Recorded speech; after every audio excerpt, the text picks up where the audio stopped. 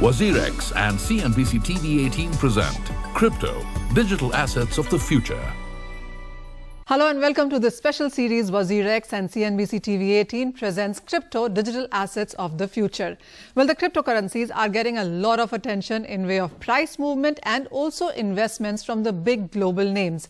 Many crypto assets have hit record highs consistently in the past couple of months. Institutional investors such as banks, hedge funds and corporates are entering this market.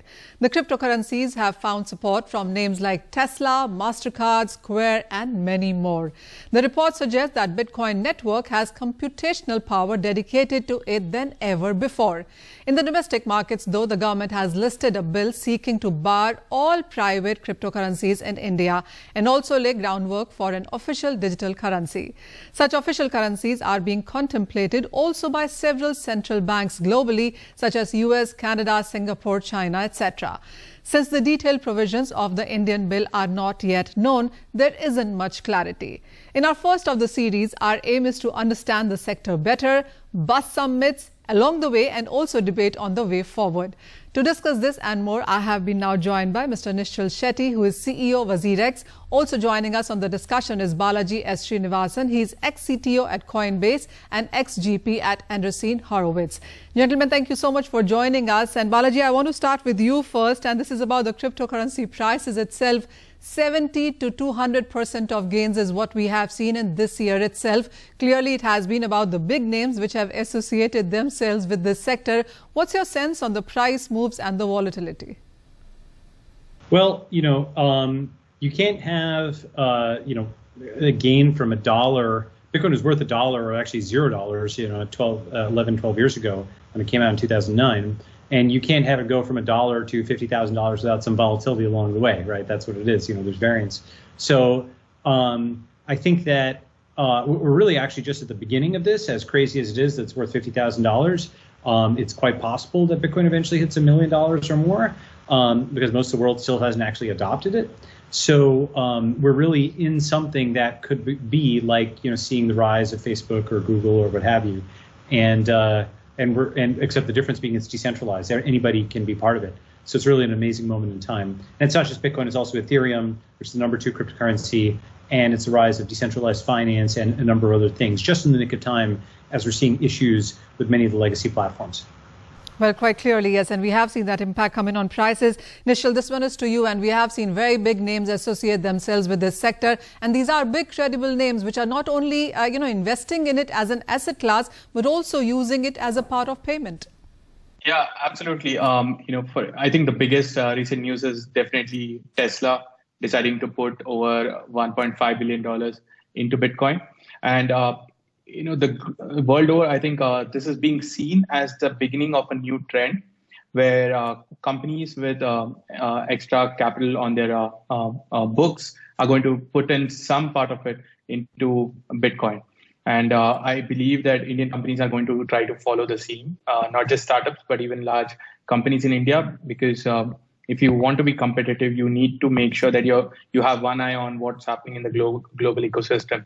And this trend definitely, I think, it'll catch on in India as well. So a lot of I think positive momentum in the whole cryptocurrency ecosystem globally right now. Oh, well, yes. Balaji, the debate for some time clearly has been on how do you treat this sector? Is it an asset class? Is it does it have an exchange value? How should you really look at it? Is it going to be a tender of payment? How would it really be legalized? How do you categorize cryptocurrencies as of now? Great question. By the way, there's a website called bitcointreasuries.org where you can see all the public companies that have added to their Bitcoin filings. To your point, if you think about the parable of the elephant, you grab the elephant's tail or its leg or its tusk or its trunk, and you'll all think of it as different things. With the internet, we digitized things that were previously disparate, like telephony and movies and music and books, and we turned them all into packets. And what the blockchain is doing is it's taking all of these different kinds of financial assets, currencies, stocks, bonds, commodities, real estate, and it's putting them all on chain, just like we put all media online. And so, basically, they're all just debits and credits in a ledger, and you just assign a different meaning to different things. So it's sort of like saying, is this packet, is that a movie, is that a book, Is that, a song? It's something where all of the different kinds of assets are coming together. And we can try to use pre-existing regulatory regimes. I think maybe the closest might be foreign exchange, where, just like you can convert the rupee into the pound or vice versa, you can convert the rupee into Bitcoin or into a digital pound when that's available, because all the central banks are working on centralized digital currencies. But really, we want to think of this as really the future of value transfer and kind of rethink how our classification thing, just like we rethought the classification of telephony and television and movies. Now it's all just the internet. Nishal, every new technology, as Balaji just said, is always seen with a bit of suspicion. But, the way the cryptocurrencies have run up, it is a high risk. It's a new technology. I think something that we've already established is that it's not for the faint hearts because of the kind of volatile moves that it does give you. How are you looking at the overall technology, the kind of acceptance, especially that it has seen in the global markets? I think, the biggest benefit of crypto assets, if you look at it, is the ease at which they can be moved over the internet compared to traditional assets. And if you see, if we have to ideally learn from history, something similar happened to the information sector when the internet came about. And we've seen the benefits that we've derived as a nation and in general the world over. So now we have to question ourselves, what happens if the same way how information was, the geographic barriers of information was removed. What happens when we remove the geographic barriers of value? And that's what we are seeing right now. And I think if India does not participate in this, what will happen is the way we've been very lucky with the internet as a nation. We've been seeing our whole software industry propel to the top of the world because we participate in the internet. Now, I think if we participate in the whole crypto ecosystem, we'll see our financial and software industries both together grow. So I think it's very, very crucial that India takes a very objective look and see that when the world over everyone's participating, we should be, in fact, not thinking whether we should not participate or not. We should, in fact, get in and figure out how do we become leaders here. Sure. Nishal, before I go to Balaji with what really India could be doing and should be doing, I do need those numbers from you to put on table on how many Indians are trading or hold cryptocurrencies right now and what is it worth right now? Sure. I'll give you a very conservative number. It's definitely over that. There are over 10 million users in India who own cryptocurrency, some part of cryptocurrency, small, large, all together, over 10 million Indians. And the value, again, a very conservative approach would be in the 10,000 to 15,000 crore range. I'm sure the numbers are way higher, but this is something that I've been able to conservatively put across. And I think it's a large market for us to capture now as Indians. Oh, absolutely. And the kind of year-on-year growth that we've seen, especially in 2020, and the way it's seeming like in 2021, those numbers are only increasing. So that brings us to the very crucial question, Balaji, and I want to start that discussion with you. What is your sense? Because the Indian government has put out a bill. The initial headlines do not seem very comforting here. But what is it that India could be looking at, should be looking at in sense of policy when it comes to the cryptocurrencies, that is? Well, what I think we should do is realize that this is actually similar to economic liberalization in the sense that the transition from FERA to FEMA was a huge deal for India in terms of liberalizing foreign exchange. And we can do something very similar for cryptocurrency and think of it as just simply a foreign asset, just like the pound. And there's the liberalized remittance scheme, LRS, which allows people to convert, 250K USD worth of INR into foreign assets. And there's also this thing called like the authorized dealer license under FEMA. And so, basically do a startup-friendly version of that maybe reduces some of the capital requirements, operational requirements, but that would allow crypto asset intermediaries to be subject to RBI oversight. It would formalize any KYC requirements or what have you. It would give everybody all the confidence they needed on national security issues if that's a serious concern. The government should prefer that because then you have trading happening at well-lit, regulated crypto exchanges that are working with the state to prevent bad actors. And I think that's a much better alternative rather than like a risky ban on basically what we think is the financial internet. just treat it as foreign exchange and use the LRS and FEMA, and that's something that already exists. So you don't need to kind of invent a new policy around it. Just treat it like a foreign asset. You talked about what the global markets are also doing. So yes, we do have crypto exchanges, we have cryptocurrency futures exchanges, we also have crypto ETPs, and we also have index funds there. So yes, the markets really seem to be growing. But what does and how does India look at it, and what are the future roadmaps showing us, is something we will talk about this very short break. Welcome back, and you're watching special series from WazirX and CNBC TV18 present Crypto, Digital Assets of the Future. And we are discussing on what the policies could be looked at in case of Indian markets here. Nishal, this one is to you. And while, of course, a lot of people have bought into this one, and as Balaji put forth on what he thinks with the kind of framework that we have on what guidelines could really come, what is your sense on what options does the Indian government really have right now? I think there are a lot of ways to regulate this market, and the best thing is the Indian government does not have to start from scratch. We as an industry have already been following a few key, I would say, guidelines within our systems, which are on par with the financial sector in India and also the global landscape. For example, KYCs. There are no anonymous transactions being done on platforms like WazirX or any other crypto exchange in India. As an industry, we're trying to get together and make sure everyone implements that. Similarly, AML policies. This is again something that we all take very, very seriously. The whole sector, our objective has been that when the government really gets to regulation, they do not get into a really bad sector with a lot of scams happening. So if you look at the crypto ecosystem in India today, it's a very clean sector where the government can now come in and figure out how to regulate it in the right way. And, even as an industry, I think one clarity I wanted to provide to everyone is that we are not against regulation. We've been, in fact, an industry which has been pushing for regulation so that the government can come in and we can work together to make sure that we grow the ecosystem while at the same time we keep any bad actors away from the industry. So this is a very different approach the industry has taken, where we are pushing for regulations rather than, you'll see a lot of industries want to stay away from regulating themselves. But out here, we want to push for regulations. And I believe that very soon the government will probably get in touch with the industry players to understand what's the right way to regulate crypto assets in India. Balaji, not just India, if you look at various other countries as well, they are looking to legalize or not work with it. We've heard some not very comforting statements coming from other global central banks as well. But then again, they have been, the CBDC is a system that has been in works as of now. So what does India have in sense of global learnings, and what are the other global central banks doing?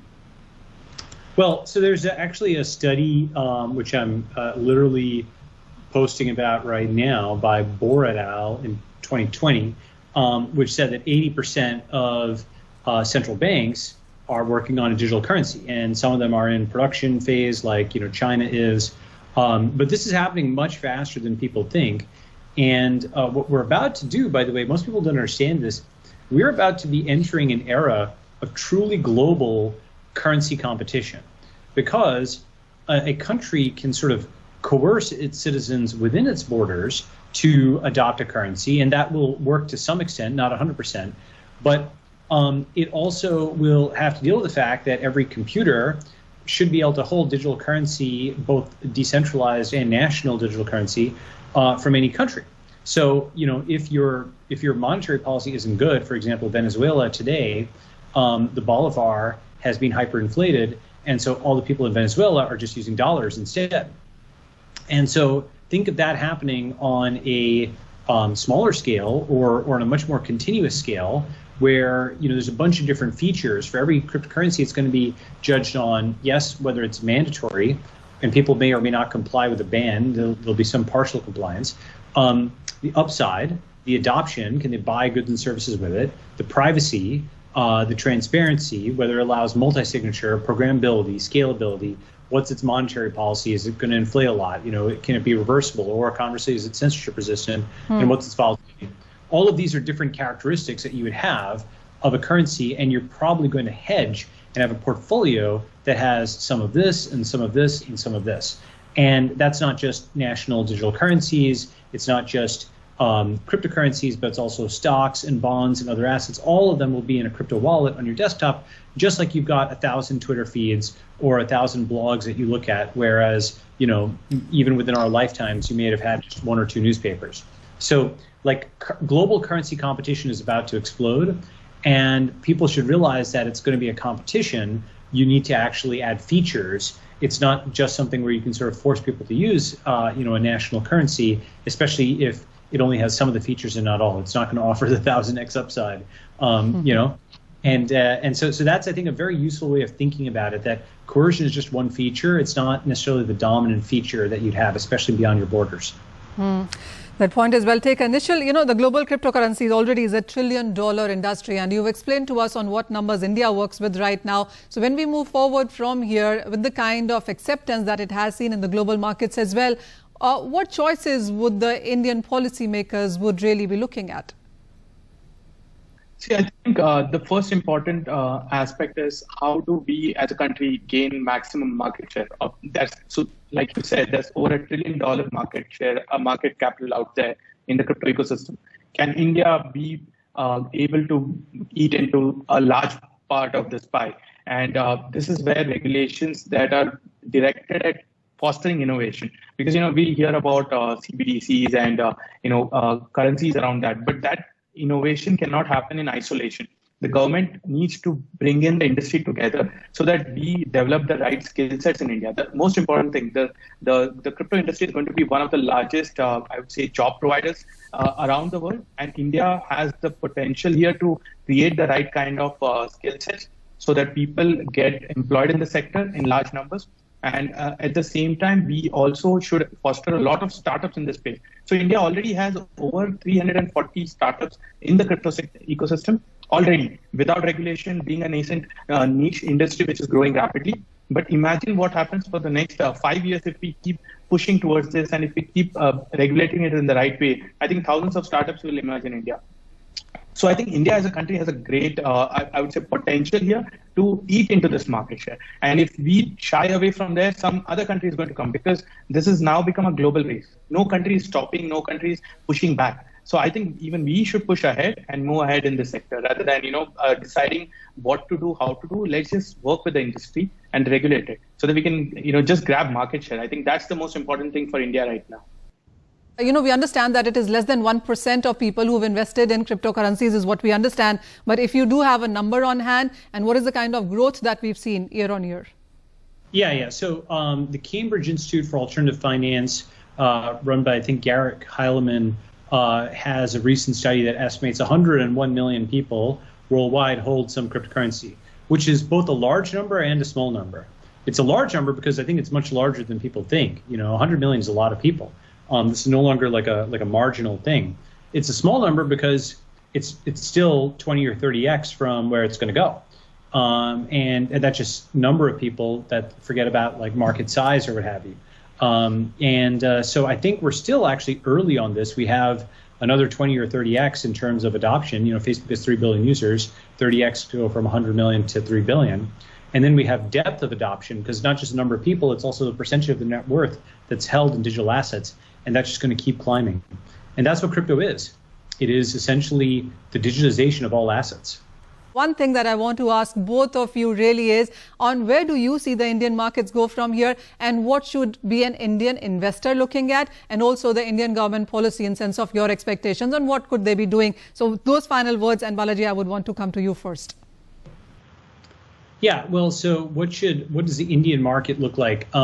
I think that there's obviously the Indian market in the sense of selling into the Indian market, but I think the Indian labor market is very interesting to me in the sense of producing from India for the world, especially in terms of microtasks or in terms of content creation, all the things that these hundreds of millions of people that are newly online with Android phones can do, that we're seeing them do it on TikTok and social media just to practice, but perhaps that can be done professionally.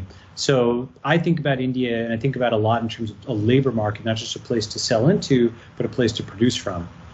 Nishal, what is your own sense? I think I would completely agree with Balaji that apart from the regular aspect, if you look at the whole sector where YouTubers, influencers, a lot of people working in crypto and getting paid in crypto, that's going to blow up in India.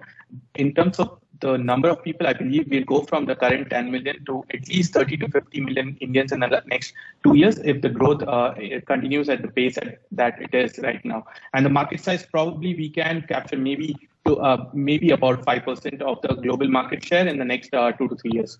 That's my prediction for India if we continue to push it this way. Nishil, also the expectation is that within a month we might perhaps be looking at the bill. So what are the preparations that as an exchange and as an enthusiast in the space that you would be looking at? So as an industry, what we are doing is we are running this campaign called India Wants Crypto, India Wants Bitcoin, where the objective is to spread maximum awareness in the country about the need for positive regulations. We've also asking every enthusiast in the crypto ecosystem to email their MPs about why India should regulate crypto positively. And I believe that our Indian leaders are going to listen to the voices of the youth and going to work with the industry in India to bring about positive regulation. So I'm a big believer that India is going to positively regulate cryptocurrency so that we stay competitive in the global crypto innovation landscape. And I'm sure this is going to happen. All right, on a very high and positive note, thank you, gentlemen, so much for joining us. So that's the clip. Global markets, which are running ahead in acceptance and market share as well. And that's exactly what our experts are actually forecasting for the Indian markets as well. Well, that's the first of the series of digital assets of the future cryptocurrencies. We'll, of course, keep coming back to you. Thank you so much for watching. WazirX and CNBC TV 18 present Crypto, Digital Assets of the Future.